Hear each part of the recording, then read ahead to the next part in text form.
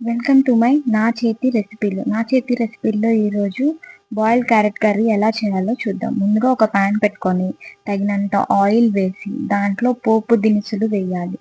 పోపు దినుసులు వేశాక మిరపకాయలు ఒక 2 చీల్చి మధ్యకు చించుకొని దాంట్లో వేయాలి.